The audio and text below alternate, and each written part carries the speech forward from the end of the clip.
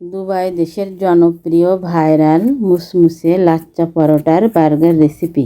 প্রথমে আমি নিয়ে নিচ্ছি ময়দা 2 কাপ, দিয়ে দিচ্ছি হাফ চা চামচ লবণ, হাফ চা চামচ বেকিং পাউডার, 2 চা চামচ চিনি, দিয়ে দেবো রান্নার তেল 2 টেবিল চামচ।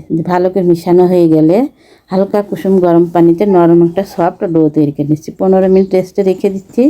এদিকে হাড় ছাড়া চিকেন নিয়ে নিয়েছি একটা ব্লেন্ডার জারে।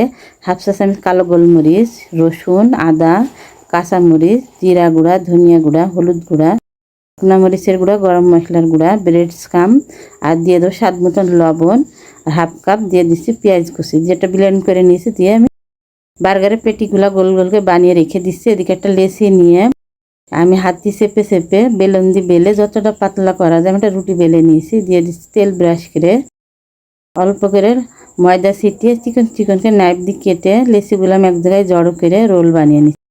আমি বার্গার শেপে রোলগুলা পরোটাটা বানিয়ে নিয়েছি। এই যে দিয়ে দিই চুলো ধরে কড়াই বসিয়ে তেল ব্রাশ করে দিয়ে মিডিয়াম আঁচে উল্টিয়ে পাল্টে সময় নিয়ে ভেজে পরোটাগুলো উঠিয়ে নিচ্ছি। এবার আমি বার্গারের পেটিগুলো ভেজে নিচ্ছে। যে নিয়ে একটা পরোটা মাঝখান দিয়ে কেটে পেটিটা দিয়ে তৈরি হয়ে গেল পরোটার বার্গার।